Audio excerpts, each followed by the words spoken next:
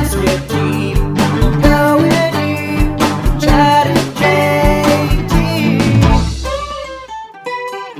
JT. Jabwow, baby. What up, stokers? This is Chad coming in with my compadre, JT. What up? What up, dog? How you living? Dude, I'm doing pretty good, man. Yeah. Yeah, my brother just got me jacked up because he started watching Cobra Kai on YouTube Red because of nice. my wreck from a couple weeks ago or last week. And then he was like, "Oh man, I just finished episode 9, which is right before the season finale." Yeah. And he's like, "I don't have time to finish episode 10." And then he texted me like 5 minutes later. He's like, "I'm powering through. I'm gonna watch episode 10." I was like, "Yes." I gotta stick with this. That's a nice tale of persistence. Yeah. You gotta follow through. Yeah, it got me pumped up. Like I was Yeah. like, "Yeah, I'm gonna start watching things through lunch break." Yeah. Don't let me down, bro.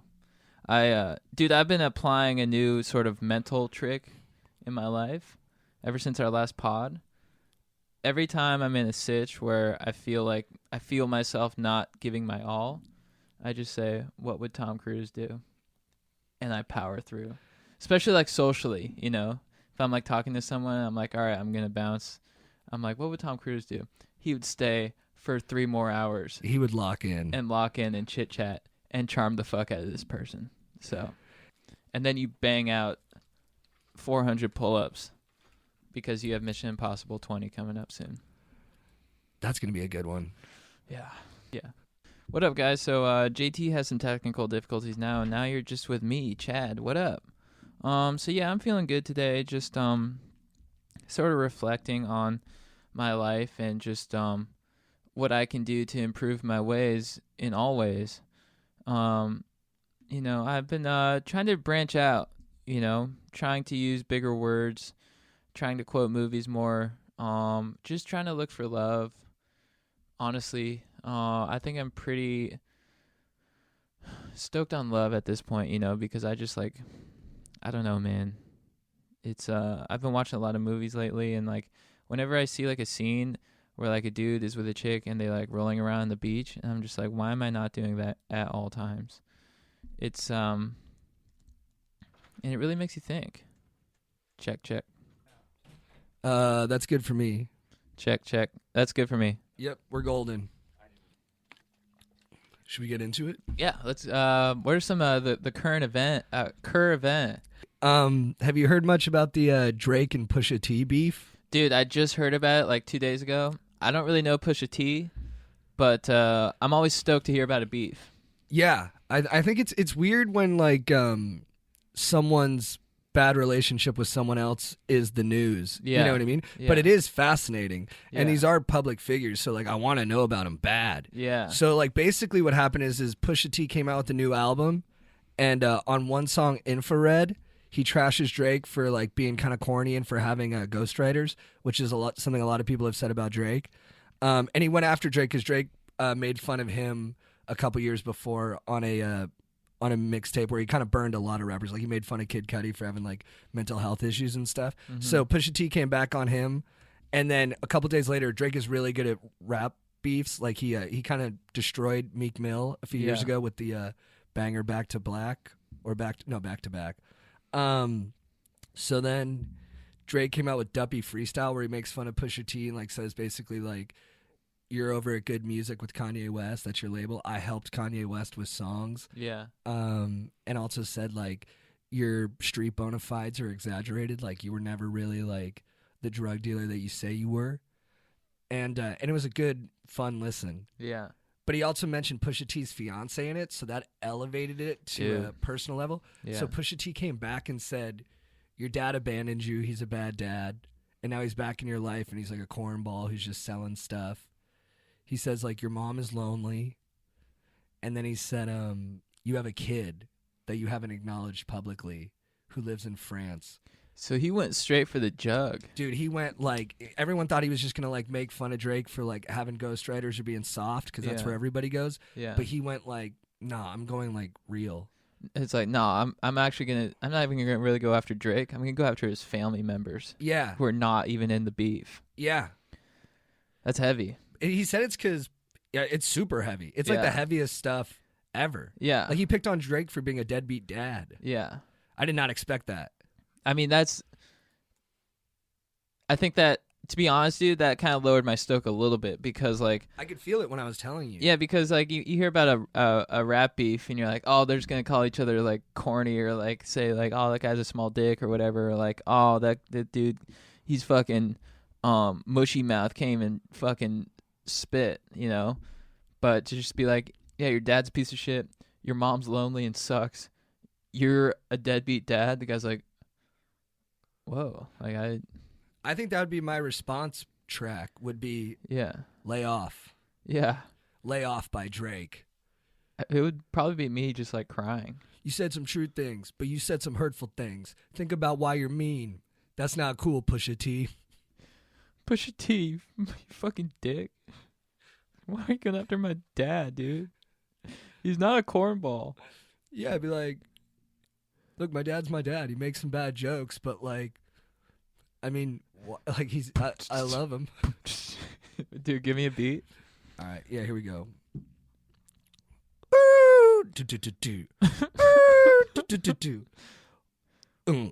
My mom's not lonely. I set her up with a nice guy named Rick. And you're a dick for what you said, dude. Fuck you. Yeah, but Man, so that's a heavy beef. I didn't realize Pusha T, you're really pushing the limit. and this is the most famous Pusha T's probably ever been. He's a good rapper though. He has like good songs and like I don't know much about rap, but I think Pusha T's good. Do you think he'll stick around after this? I know a lot about rap. Pusha T?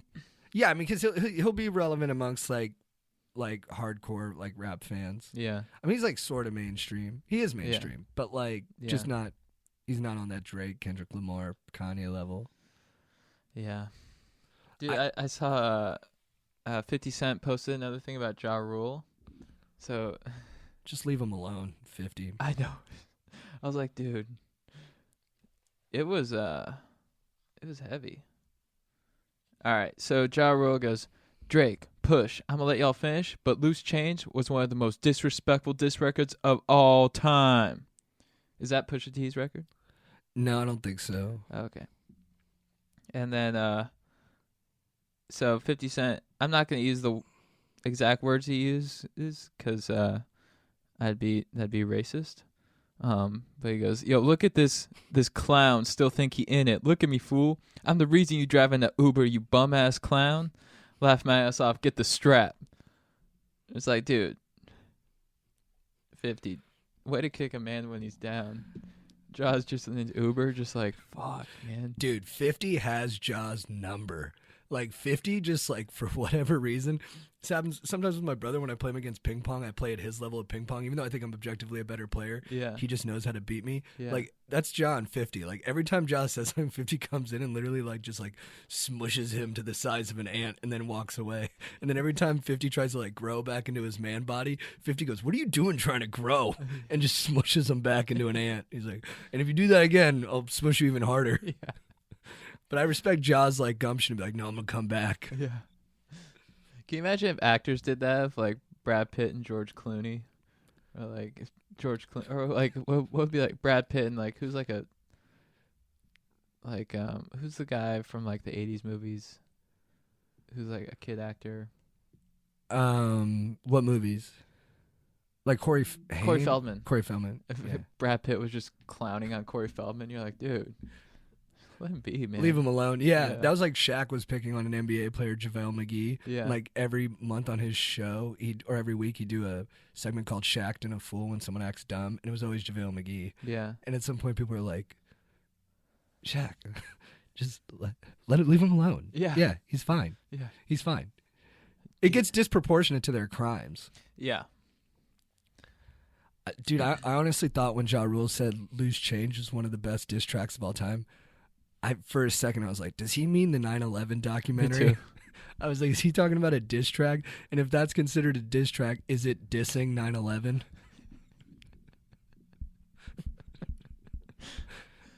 Look at this bitch ass terrorist event. Ha ha, you said never forget, motherfucker. People are like, what are you doing, dude? The facts, baby. They don't add up. Building 7, bitch. Building 7. First thing you need to know about me, I believe 9/11 was a conspiracy. Second thing you need to know about me, I got bars. I'm a rapper. They call me loose change. Dude, can I get my take on the protest at the anthem? Yeah. All right, real quick, guys. I hope this doesn't alienate anybody. All right. I think it's I don't do it. I put my hand over my heart during the anthem. I love putting my hand over my heart during the anthem and standing up. Like, if I'm walking, I'll stop and, like, do it. Like, I like it. I think it's cool. Yeah. But I think it's also cool what Colin Kaepernick was doing. Like, I think it's cool because he's not... I think it's worse to be, like, politically unengaged. Like, he's obviously engaged with what's going on. You know what I mean? Like, he cares. Yeah. And so he took a knee in its protest, and I think that was fine. And actually, the fact that he's able to do that in our country you're allowed to protest the anthem, and that we have those kind of freedoms to challenge our government and make it better, that makes me more proud to be American. So when I see him on his knee, I actually put my hand over my heart harder and with more pride, because I'm like, we live in a country where we can do that. Where we can do that, and where we can debate these things. Yeah. No, it is cool. I think freedom is the older I get, the more I'm like, damn, freedom is sweet. Yeah. You know? So I think the ability to do what you want, say what you want is essential. Yeah. I'm proud of the military too. I love World War II movies. Absolutely. It's all epic. Who's your babe of the week? My babe of the week, I'm really stoked on this one. I don't know why I haven't brought her up yet, and I'm just it's Michelle Rodriguez, guys. It's Michelle Rodriguez. I love her. Letty from the Fast and Furious franchise. And is she bisexual? That's what I hear. I think she said, like, I don't fall in love with, like, a man or a woman. I fall in love with a person. Yeah, and that's one of the things I love about her. She's, like, unpredictable, you know? One day you could see her with a hot babe. The other day you could see her with a dude. So I love her unpredictability in that. And she's just, like, a tough chick. She's just, like, super hot but super badass. Like, super hot, but she could also just, like, dominate you in the B room, which, like, turns me on. And, like, I'd like to bring out 2 quotes of hers from the movie SWAT, which I think she just killed it in. I love the movie SWAT so much. It just makes me want to just be a beast, you know, just like join SWAT, honestly. So when you first meet her in SWAT, she's in the hospital and she thinks Samuel L. Jackson is internal affairs. And she's like, I'm sick of these bullshit complaints because some vato doesn't like getting thrown to the pavement by a woman. I'm like, damn, that's a badass line. Only Michelle Rodriguez could deliver that. You know, if like Reese Witherspoon delivered that, you'd be like, that was pretty hot, Reese, but you can't throw anyone to the pavement. Yeah, I'm not buying it. Yeah. So I think kudos to you, Michelle, for just having that kind of ability to just like be like super dank, like super hot, but also have the ability to like throw dudes to the pave. She can kick it with the crew in Fast and the Furious. She almost dominates all of them, you know? Like Vince, fucking Jesse, totally dominates Jesse. And, you know, she just takes a role in that Honda Civic, and she's just, like, bleeding, and then Vin's like, you okay? And she's just like, just get the fuck out of here. I'm just going to bleed out of my mouth for a little bit. So, and then another quote of hers is when Jeremy Renner's flexing on her, she's like, oh, you're SWAT? You're SWAT? And he's like, what are they making bulletproof bras now? And she's like, what they need to make are bulletproof condoms, big enough to fit your big head.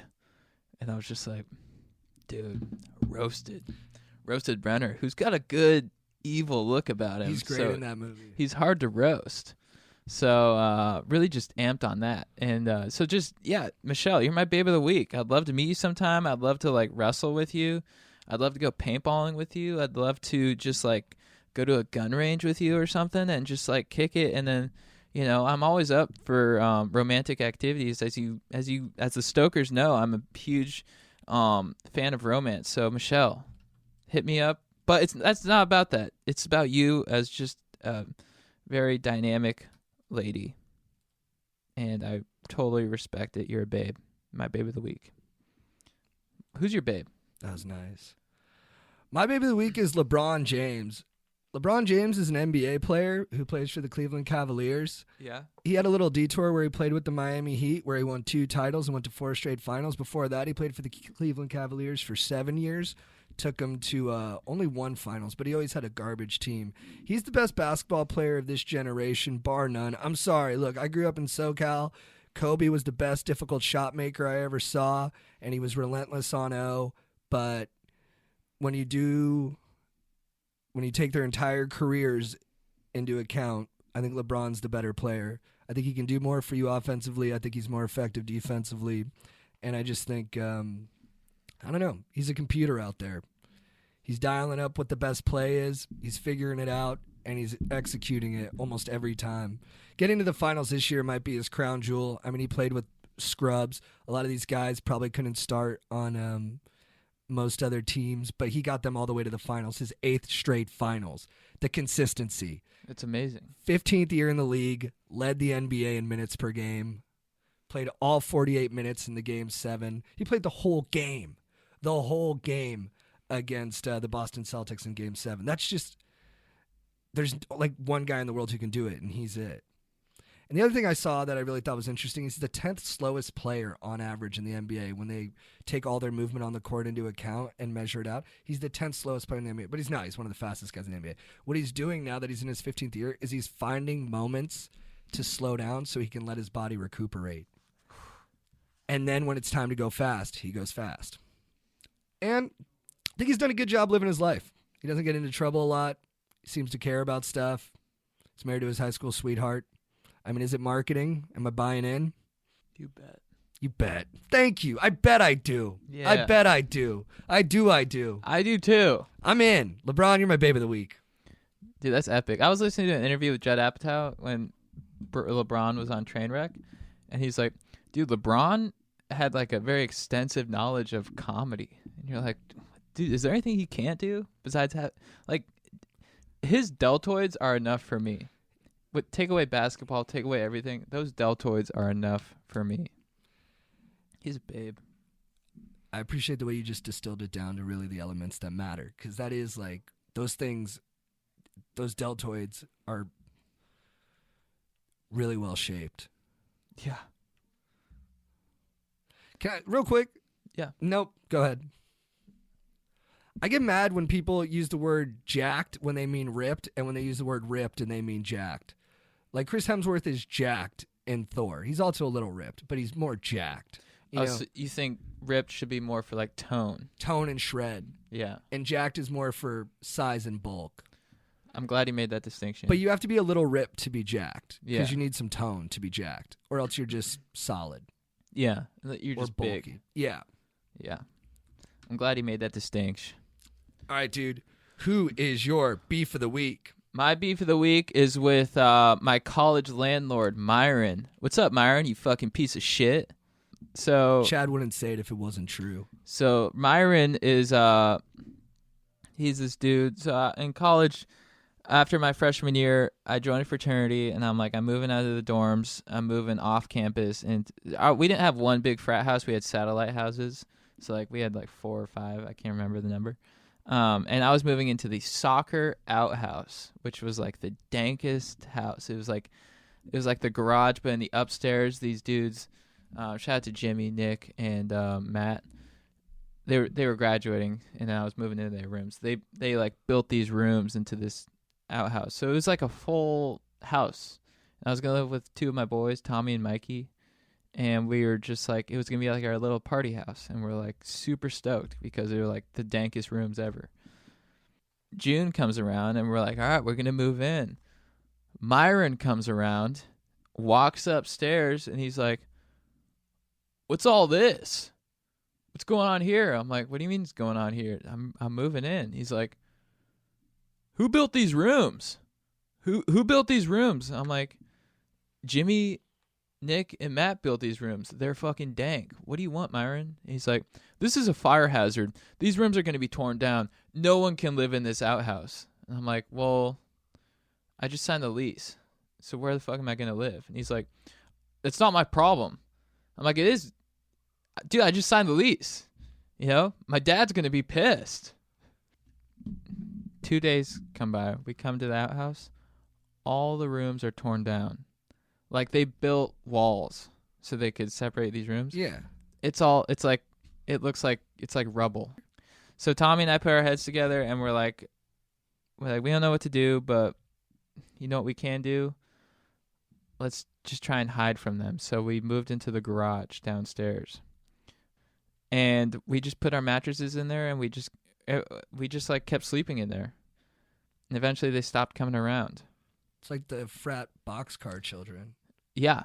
So I would just like to extend a major fuck you to Myron for destroying those rooms and making me live in a garage, paying rent, living in a goddamn garage. It was cold as fuck. And chicks were not digging it when I'd bring them back. They'd be like, "Where do you live?" And I'm like, the garage. And they'd be like, "What?" And then my parents, they like came by, they're like, "Hey, we're gonna come visit." And they come see, and they're like, "Where do you live?" I'm like, "I live in the garage." In squalor. And like, when my dad saw where I was living, the look on his face, like, it was like a scene in a movie where like he was just like, a smile slowly fades to disgust. I'm like, "Sorry, Dad." He's like, "You like to rage, huh?" I'm like, "A lot." And he's like, "All right." So yeah, so just Myron, eat a dick for making that summer a little bit more difficult and for making me live in squalor when it wasn't necessary. And you knew people were living in the outhouse. Don't act like you didn't knew. Don't act like you didn't know, okay? So that's my beef. My beef of the week is with Jason. Jason's a good buddy of mine that I grew up with. His older brother Josh was in my grade. He was in my brother's grade, but our crews were intertwined, so we always hung out together. Jason's a good dude. I love him still to this day. I went to his wedding. He's just a cool guy. But this is my beef. I went over to Jason's house one time with my brother. We all went over there to hang out. And his mom and dad came up to me, Julie and Dave. Rest in peace, Dave. I miss you. And they came up to me and they were like, "Hi, JT. We found a picture of an erect teenager's penis on our camera. And we think it's your penis." And I was like, "No, that's not my penis." I saw the penis. I was like, "That's not mine." Thank God I was like a nudist too, because my brother like sincerely looked at it and he was like, "Nah, I've seen my brother's penis a million times. This isn't his penis." See that freckle? Yeah, and he was always defending me. Yeah, there was like a little blood burst near the head, and I was like, really? "I don't have that like Florida-shaped like emblem on my penis." And they were like, "Thank you for your spirited defense of yourself." And then, but they like still believed it was me actually, because like I was kind of like a troublemaker. So, and they thought I was such an animal that they were like, it makes the most sense that JT came over to our house, gave himself a hard on, and took a photo with our family camera, and left it on there, just for shits. And I was just like, all right, whatever. So then we went upstairs and we started playing video games. And Josh, his older brother, and my buddy, we kept looking at the dick, and we're like, whose dick is this? Whose dick is this? Like we wanted to know. And then finally, after like a couple minutes, Josh goes, "Wait." And he zooms in. He goes, "Jason, these are your basketball shorts." And Jason sprinted out of the room, and we're like, "We got him." And we all chased him. We're like, "It's your dick. It's your dick." And he's like, "Yeah, fine. It's my boner. It was my boner. I took a picture of it." We were like, "Why?" And, you know, those are his reasons. And then I was like, "Dude, you sandbagged me. You told your parents it was my dick." He's like, "Dude, no. They just automatically thought it was your dick. I tried to tell them it wasn't." And I was like, "Fuck, man." And then he's like, "I'm sorry." And I was like, "It's all right." And he was like, "All right, well, I'm not going to tell him it was my dick, though." And I was like, "All right, fine." And so to this day, I think his parents still think it was my dick. Oh, so they still think it was your Yeah, dong? and for making me carry that wrongful burden, that unnecessary burden. Yeah. Jason, I love you, but fuck you. You're my beef of the week. Well, it's your dong. You admit it's your dong. That's just dong ethics. Who is your legend of the week? My legend of the week is my boy Will. I'm just going to come out and say it. My legend of the week is Will for socking me in the face. JT, your fight stories are plentiful. I have close to zero. Probably just because of... It's a marker of intelligence. Well, I think it's a combination of being chill and also a pussy. Yeah, I don't want to call myself a pussy either. I'm a hard dong. The hardest. I just never really been interested in fights. I don't know. I've never really. I haven't been in that many situations where like maybe I'm also slow to the cut. I don't recognize when people are being mean to me. I'm just like, whatever, dude. But I've never gotten to the point where I'm like, I need to fight this guy. I'm always just like, whatever. But I was pushing the age of 18. No, I was 19 when Will and I were we were in San Sebastian, Spain, and I was like, dude. He was talking about getting in a fight or something. I'm like, dude, I've never been punched in the face. And he's like, dude, I think you need to feel what it's like to get punched in the face at some point in your life. And I'm like, yeah, I think you're right. And we had a few brewskis, not gonna lie. So we were just amped on life, amped on Spain, amped on Spanish, amped on Spaniards, amped on just the euro in general. And I'm talking about the currency. And so I was like, dude, Will, we were by the beach in San Sebastian. I'm like, dude, Will, punch me in the face. He's like, what? I'm like, punch me in the fucking face. And he's like, all right, the only way I'm going to punch you in the face is if you punch me in the fucking face. I'm like, you fucking dog. Socks me in the face. I loved it. I was so amped. Did you really? Yeah, dude. I was like, that was fucking awesome. He's like, all right, you do it. And so I wound up, hit this fucker in the jaw, and he goes down. He's like, oh. And he comes out with like a smile on his face. He's like, you are a good friend. And we embraced. So thank you, Will, for just, bringing that man out in me. I'm sure you guys felt so close in that moment. Yeah, it was pretty sweet. Dude, yeah, my buddy Andrew and Lorenzo, they were in college together, and they were walking home from the bar one night, and they're both kind of like, they're sensitive souls, it's beautiful. Yeah. And then Lorenzo went, hit me, I just want to feel something. Yeah. And then Andrew, without another word, came up and socked him, and then they just had a fist fight out in the street. And they called me the next day, like, individually. They're like, dude, I just had, like, the best night last night. Like, they were, like, lording it over me. They were like, Yeah. it was so fun, dude. We just beat the fuck out of each other. Dude, there is something to Fight Club. Like, oh, for sure. Fighting dudes, it does bring something out where you're like, this is the shit. In high school, I got multiple invites from different dudes to join their fight clubs in their parents' garage. I just never found the right crew. I would have been in, but I just didn't find. They weren't. Yeah, dude. None of them were the right guys for me. That is something about fight clubs. You need to find the right squad. You got to be fighting with the right guy. Yeah, you don't want to be fighting with some dudes where you're like, these guys don't have it. Who's your legend? That leads well into my legend, because my legend is someone I have fist fought with, and is also someone that I've hugged a lot and kissed a lot, and who I basically owe everything to. My legend of the week is my dad. It's you could pick your dad every week, or I could pick my dad every week. He's really just been like such a interesting force my entire life. Like, he's a very strong, determined, successful guy. Mm-hmm. But I never even thought of him like that. I always just thought of him as like my dad, and like a very sensitive. I mean, he'd get angry and stuff. He's a fiery dude, but he's also incredibly warm. Mm-hmm. Like, I could always talk to him. I still talk to him, like, with total transparency. I tell my dad everything, like my drug problems, my women problems, my sex problems. I mean, I probably tell him too much, but I really feel safe when I talk to him. Like, I can, like, as long as I'm being honest, I know he'll accept what I'm saying. And I specifically made him the legend of the week this week because my dad got diagnosed with pancreatic cancer, which, for those of you who know about cancer, it's one of the worst ones. It's really rough. Mm-hmm. But he's just tackling it like a fucking champ. Mm-hmm. Just going through chemo and radiation, and I don't know, he's convinced he's gonna beat it, and I'm all the way in. I think he's gonna beat it too. Yeah, I do too. And so I just wanted to like share some details about my dad that make him such a legend.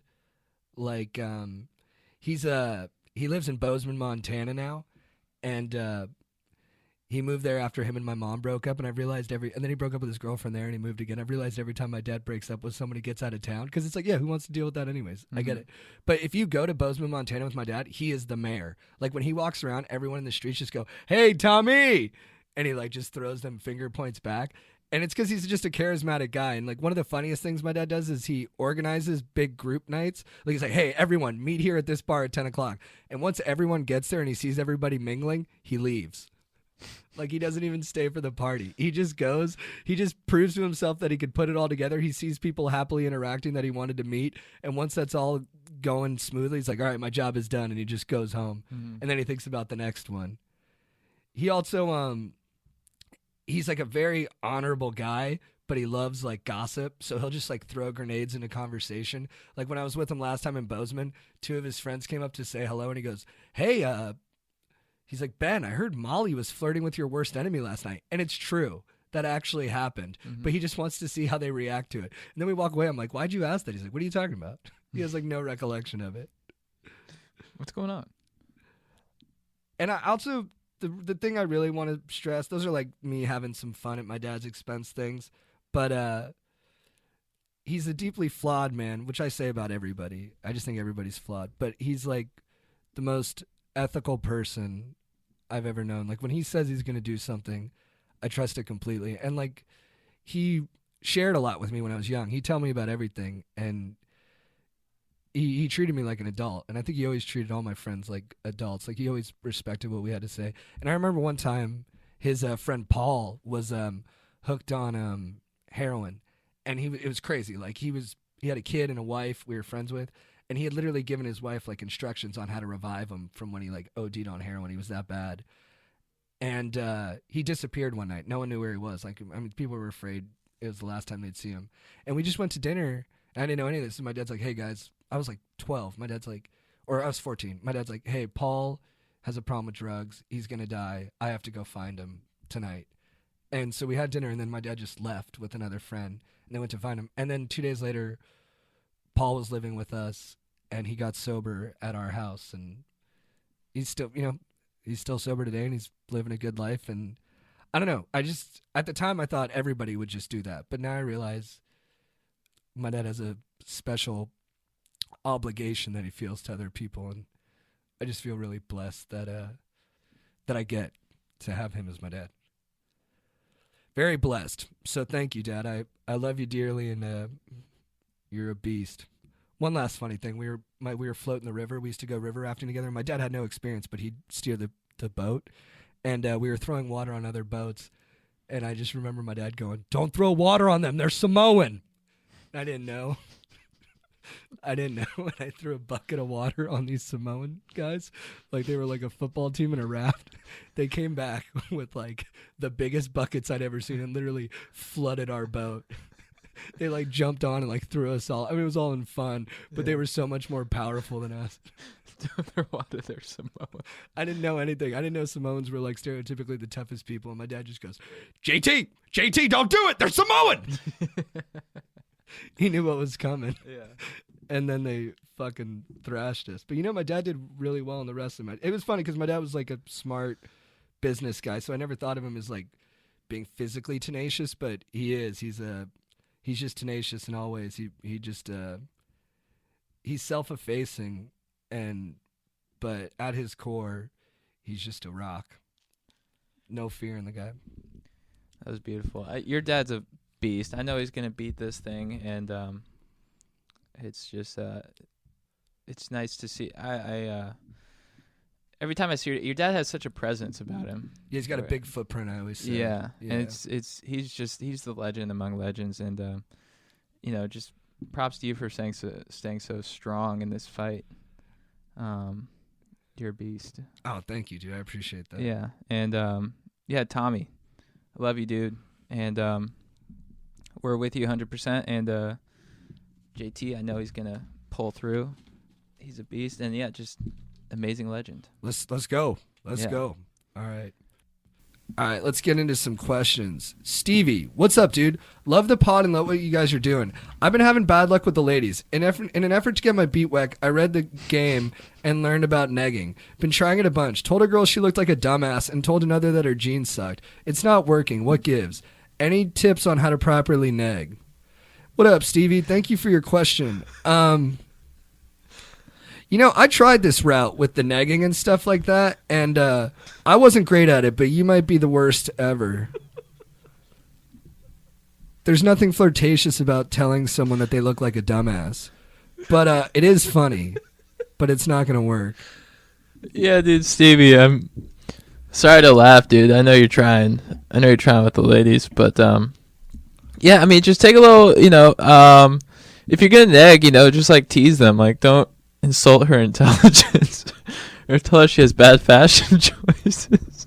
Yeah, you got to know how to neg. Like, negging them's like, hey, you look like bored. Like, pick on them for looking bored. Yeah. And you know what? Don't even neg. Just, like, be yourself and, like, try to be nice. And I think that's going to help you a lot more. Yeah, man. Just, if you're going to tease them, like, just be like, hey, you know, why are you so ticklish? Or actually, don't do that. Yeah, not great advice. Yeah, don't tickle them. Why are you so ticklish? But yeah, dude, you know, just take it slow, man.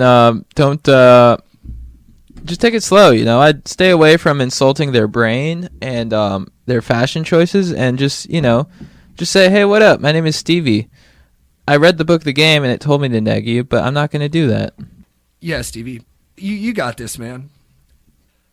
This one's from Beef. Sup, dudes, Beef here. I'm having trouble boning this chick. I've asserted my dominance in so many ways. Dominated in shuffleboard and shimmied in front of her after victory. Gave Robbie a wedgie when he said what up to her, and even challenged her to a foot race because, you know, girls like when you tease them. What more should I do to bone? My dog, Beef. I think you're a good guy, and I know what you mean, that dominating can really seem like it's attractive to people, but you might be overdoing it. Like the wedgies a lot. Yeah, there's such a thing as trying too hard, for sure. And I think if you're like trying to show your domination, then you're not really dominating. That means you're losing. You doth protest too much. Yeah, it's like you're like, hey, look at me, I'm dominating. She's like, well, the fact that you have to show me that you're dominating means that you're just kind of a weakling. You're overcompensating. Yeah, like you just gave this dude a wedgie for saying what up to me. Sounds like you have some jealousy issues, my friend. Hey, dudes, major respect to JT on the vulnerability regarding pipe laying in the last pod. What did I say? I think Did I talk about my boner problems? Or not losing my virginity until I was 24? Which was great. I am writing in as I'm in a similar situation. I just turned 20 and I'm still a total virg, which I give myself a really hard time about. I'm confident and think I'm a good-looking dude. I just have a hard time putting myself out there, especially since I'm gone so long not taking initiative in this area. Also amplify my troubles, I'm in engineering, which pretty much means a negative number of females and no easy opportunities to even talk. I had a good time in high school and knew lots of great girls, but I've always been pretty slow when it comes to the B-room activities, which is cool, but proven to be not so cool considering the situation I'm in now. Would love to hear any feedbacks you dudes have on this. Thanks in advance. Love the pod. Just keep doing your thing, dudes. Do you want to touch on this? Yeah.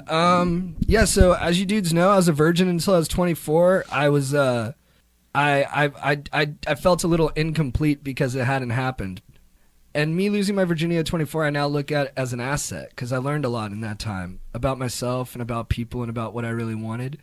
And the first time I had sex with a girl, she came because I think I was ready. That's remarkable. Yeah, it was really cool. And dude, the best thing I ever heard about virginity was on Loveline, and it was from Harlan Williams, the comedian, who said, he was like, dude, I'm so jealous of you that you get to experience that for the first time. Like, that's such a beautiful thing. Yeah. Not, it doesn't always go perfect, but this is like you getting to see like the Fast and Furious for the first time. Like, I wish I could go back and see the Fast and Furious for the first time. Yeah. And so I'm stoked for you, dude. Dude, yeah, and, don't get too down on yourself, Like, this is one of those times where whenever there's something you're not happy with, a lot of people tend to, like, try and force it. They want to, like, force something to happen, Like, in this case, you want to force the bonage to happen. And a lot of times that's just, it's not going to work out. I think the best thing you can do is just, be happy about, or not be happy, but sort of just be like, yeah, I'm a virgin, and don't think about it too much. Just let things happen as they should.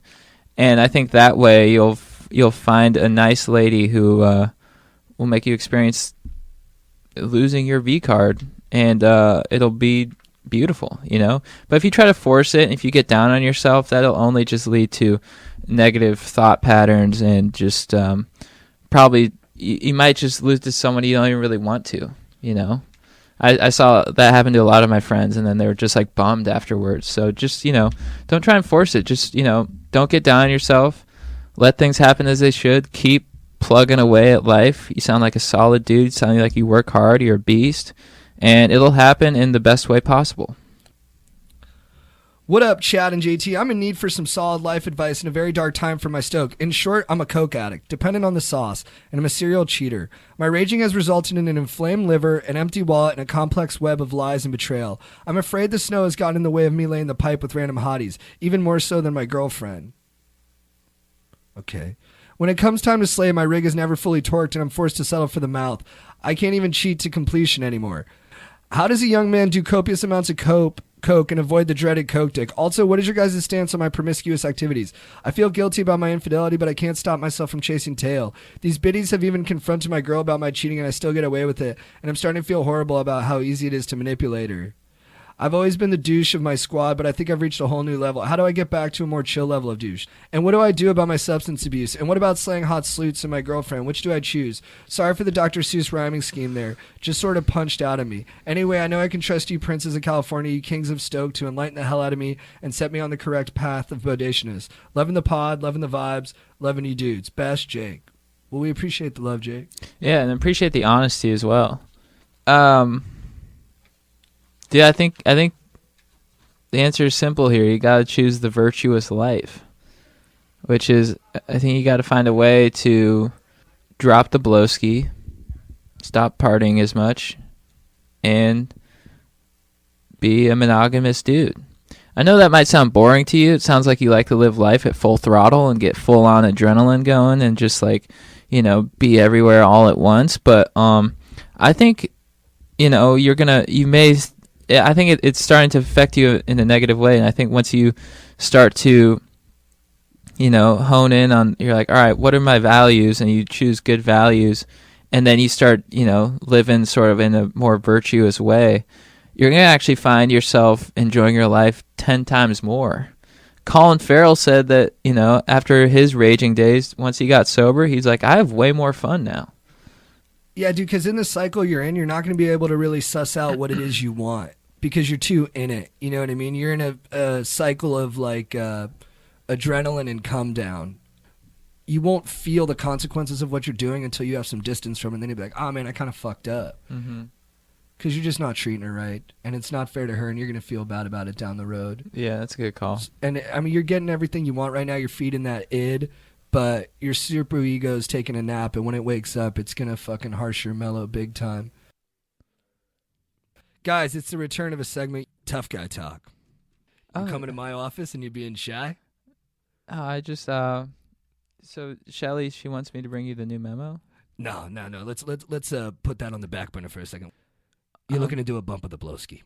Come here. You know it. You come into my office. You know what you're looking for. Okay. Let me just put out a little bit. By a little bit, I mean more than you've ever done before in your life. All right, here we go. Yeah, let me line this up for you and make sure. Turn around so everyone at the office can see you do this because I want them to know.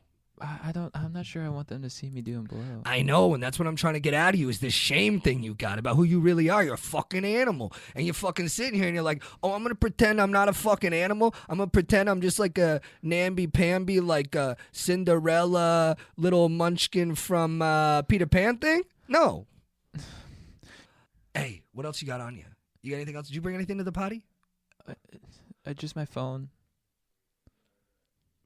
You brought your phone to the potty? Who are you going to call? Some girls? Maybe we can look at Pornhub or something like that. Jesus fucking Christ, you're a sick freak. I like where your fucking head's at. You're really coming out of your shell. Yeah, I'll watch some fucking porn with you. Hey, you know what? Bring it up on your phone, and then we'll throw it, but we'll do that thing where it's like digitally transposed, and we'll put it up on the big fucking TV, and we'll watch the porn together so everybody can see. We're going to watch it together? Dude, I've been doing blow and watching porn with my friends for so long, but it's really nice that you suggest that because it's making me nostalgic, and I really want to share this with you. So yeah, let's throw it up on the big TV. Okay. Who's your favorite star? Porn star? Yeah.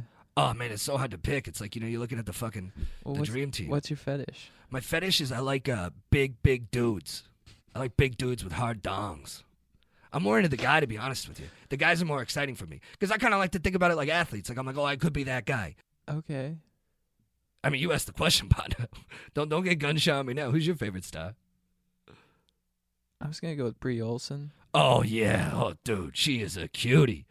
I love her. I love her to die. I know Brie, right? You know Brie Yeah, Olson? yeah. We flew on a private jet together. Really? Yeah, when we were partying with Sheen, Charlie. He's a great fucking guy. Hey, here's the thing about Charlie. You can't fucking listen to what you read about Charlie. You gotta fucking know Charlie to fucking know what Charlie's all about. Yeah. We should get him over here. Yeah. He'd fucking love you, dude. He'd love me? You're in your fucking cute innocence, bro. He would rip you the fuck up, dude. What do you mean rip me up? I mean, he'd fucking get you out of your fucking little fucking happy-go-lucky, who's the fucking tall guy from the fucking Disney movie, you fucking, the Mushu from the Mulan. Like, he gets you fucking out of that shit. Mushu? Mushu, the little fucking dragon with the fucking Eddie Murphy. Well, what's he gonna do to me? Who? Charlie. Mushu? The dragon? He's gonna get you to fulfill your destiny, motherfucker. You're gonna kill the Hun. You're gonna fucking set off a big fucking avalanche. I'm being fun. You're being fun. Look, everybody in the office is looking at us. Look at him. Look at him. Oh, God. Hello. How you doing? My fiance's out there. Dude, I'm your fiance right now. We're engaged. Yeah? Yeah. Walk me down the aisle, and let's get married over this line of blowski right here. Come on, do it, bro. Okay. Oh, dude, what a snotty. Oh. What a snort. Oh. Whoa. Feel it. Whoa. Feel it in your fingers, feel it in your toes. Hey, dude. Yo. You're beautiful. I think I talk like you now, dude. You look beautiful. Speak. Yeah. Let's get massages. You want to get a massage? Yeah, I want to get a fucking massage, dude. Oh, my God. Let's get massage. Fucking villain, dude. And They brought out your villain. I know what we should do. What? Skydive in the nude. Dude. The air going across your cock No parachute. makes it hard.